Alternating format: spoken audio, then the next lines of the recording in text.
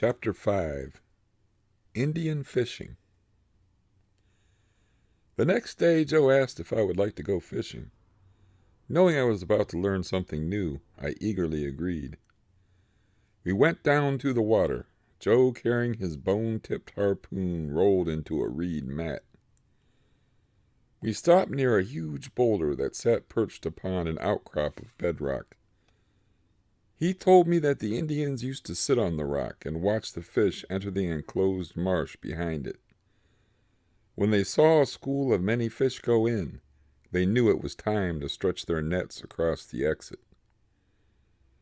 In later years, the stone's name became Saxon Stone, but since that day in a September of my boyhood, I have always called it Indian Rock. Many tides have washed past it over the years, but it stands there still, a part of the history of Pelham Bay Park. Joe told me he didn't climb the stone anymore. His eyes found it hard to see the fish now, and his legs found it hard to climb. But it was high tide, and with luck, the fish had found their way into the little salt pond. We unrolled the mat from Joe's spear handle, and inside was a net made from bark fibers. We waded into the narrow channel, and Joe showed me a row of stakes driven into the mud on each side of it. These were hidden in the tall grass, and appeared to be very old. I suspected that this was a place, like Turtle Cove, that had provided many a meal in the old time. I watched him fasten the net to each stake on his side, and did the same on mine. He then checked the bottom of the net along its whole length with his feet. Any obstruction, holding the fabric off the bottom, would provide an exit for the fish we sought. Finally, he was satisfied that all was ready. Now we could do other things while we waited for the falling tide to do its work. He took some rather smelly pieces of clam from a small hiding hole under a stone. We baited 2 hand lines with it. The biggest fish, he said, were smart. They didn't enter the enclosed places. They would swim along the shore, sure of an escape route if danger should suddenly appear. These we would fool with our lines. The hooks were very odd and deserve a description here. Each line terminated in a straight piece of bone about 3 inches long. They had sharp points at each end, and were grooved in the middle. The line was attached at the groove. I have since learned that these are called gorges. Their method of action was that the bait would be swallowed with the gorge entering the mouth and throat lengthwise. When the quarry turned to swim off, the gorge was pulled sideways, lodging itself. The fish was then pulled in, hand over hand.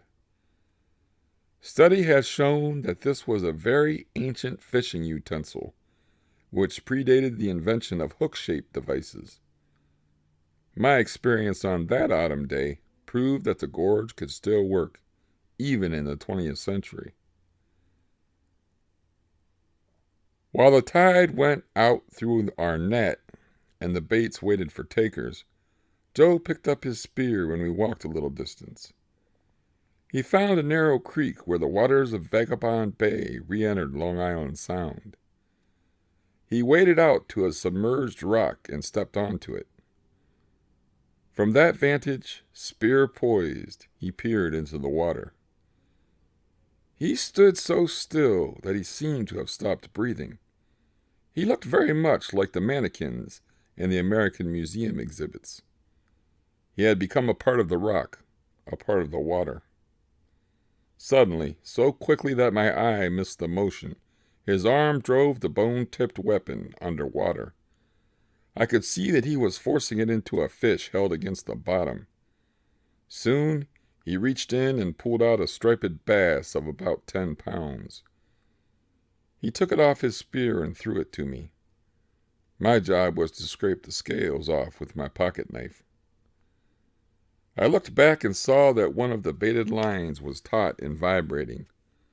Soon I had 2 fish for scaling. The number continued to grow, and the net had not yet added its share. Scaling, I thought, was about to become my life's work. Joe came walking back from his midstream station, carrying 2 more bass. One of the fish was so long that a good portion of its body dragged on the ground as he carried it. He added these to the general pile we had created by now.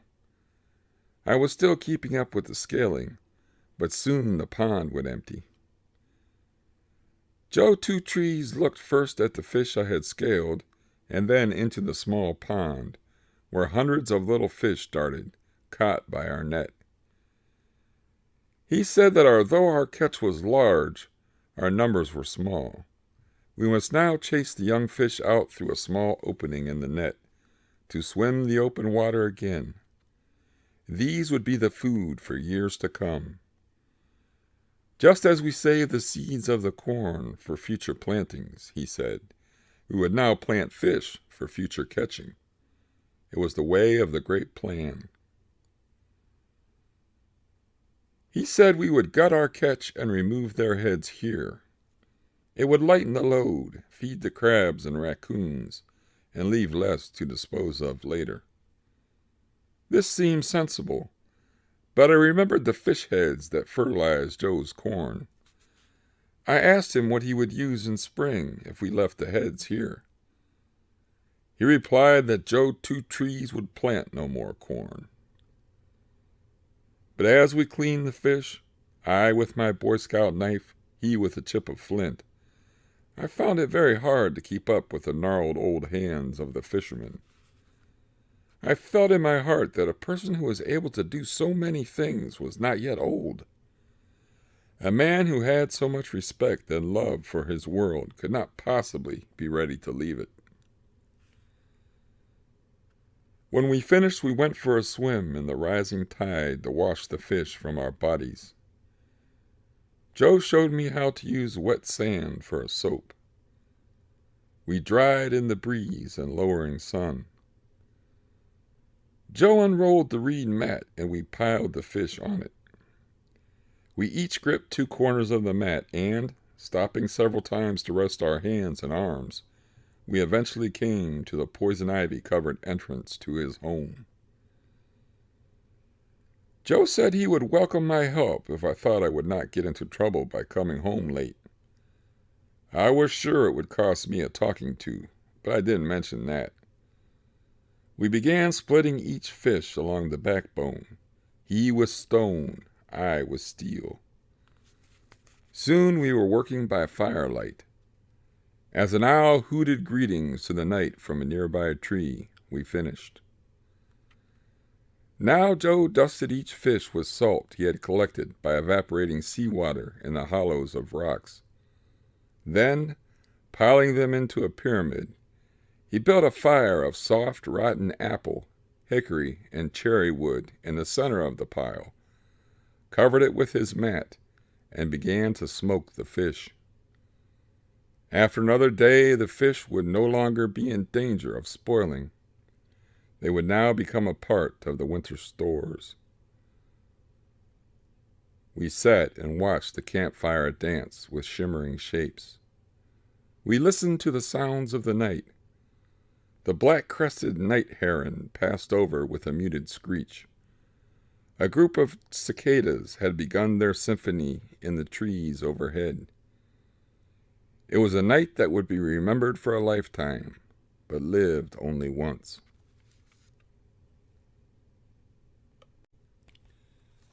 The Indian asked me if my parents would be worried. I lied. He knew I lied, but then said I should do what I felt best. I decided to stay and make my way home at early dawn. He brought tea from the bark hut and warmed it over the fire. We drank together and listened to the world of darkness.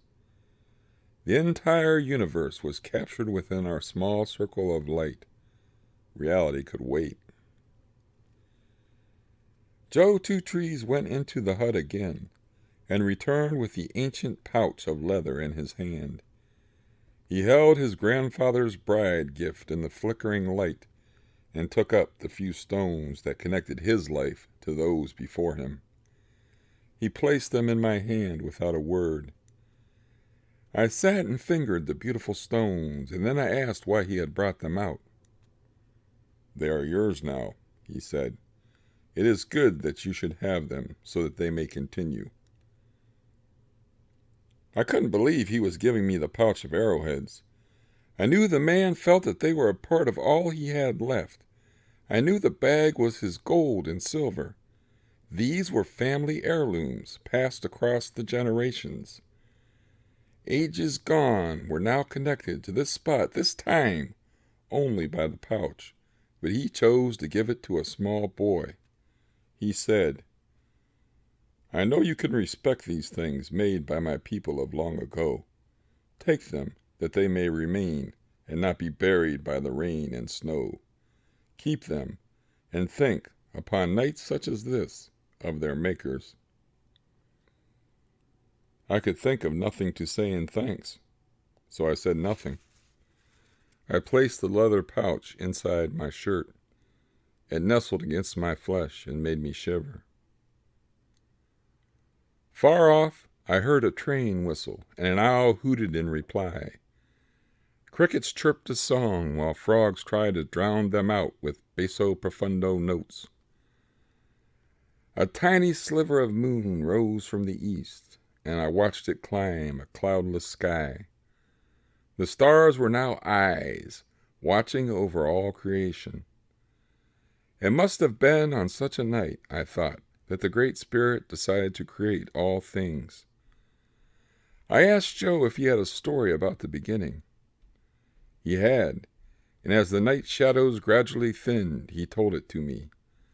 The story of how Sky Woman, the Earth Mother, brought her twin sons, good and evil, to the world, how they created the sun and the night, how they fought until Good wounded his brother and banished him to the nether regions, from whence he sends up his helpers to make trouble on earth. When he finished, the sky was light in the east. "That is the story of the beginning," said Joe. "I tell it to you as my father told it to me." "Do you believe it?" I asked him. "I believe the story is as true as you want it to be. Is there more than that?"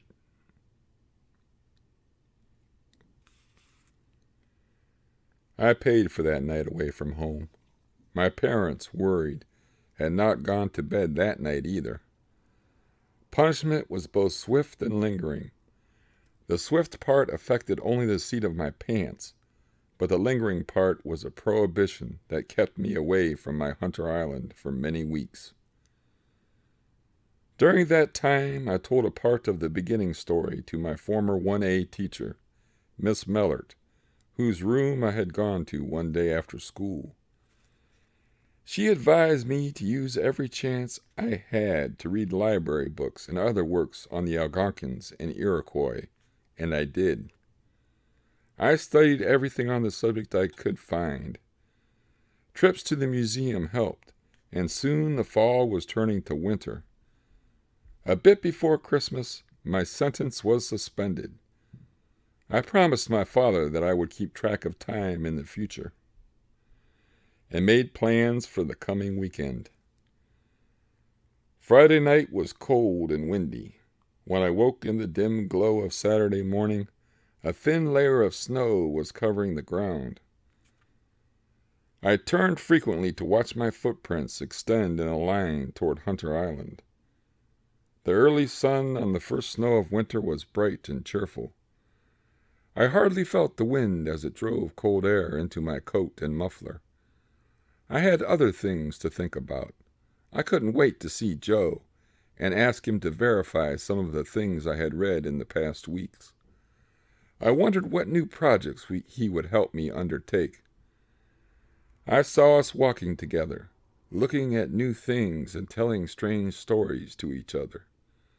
I wanted to tell Joe all the things I had learned, for I knew he would be pleased with me. It seemed longer than it usually was, but the path finally ended at the Indians' camp. I noticed there were no footprints in the snow at the entranceway. I thought it surprising, since it was already late morning, and Joe was an early riser. Had he had no business outside of the camp? I went through to the inside. No fire burned. No signs of activity were evident.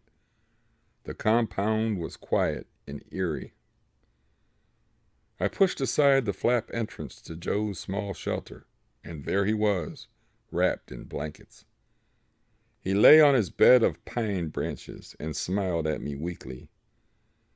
I asked what was wrong, and he said that he had been sick for many weeks. He had broken the wax seal on the medicine jar his father left, but it was all dried up and gone. He had grown very weak. I saw that Joe, like his medicine, had also dried up. He looked so small and lost among the blankets. I hurried to start a small fire. This done, I boiled some tea in hopes the therapeutic ingredients might help the man regain his strength. He drank, and by early afternoon, he seemed somewhat better. After a time, I helped him to a seat by the fire. I warmed up ground corn mixed with water, and he managed to eat a small bit. I could see plainly that any improvement he showed would only be temporary. I begged him to let me take him to a hospital in the city, but Joe laughed and said the city would only hasten his death. I was born in the Maker's woods. This is where I shall die when he ordains it. I could feel that he was adamant as his flint and knew he would want his wish respected. In any case, there was no way to transport him the many miles that would be required. I saw there would be no more makings, no more Indian craft projects, no more stories. But I was not completely right. The man asked me for the third time since I had known him if I would hear his story. I told him it would be my privilege to do so. I would keep it always, telling my children when the time came, so that Joe would never really be gone from the woods he loved. He was pleased.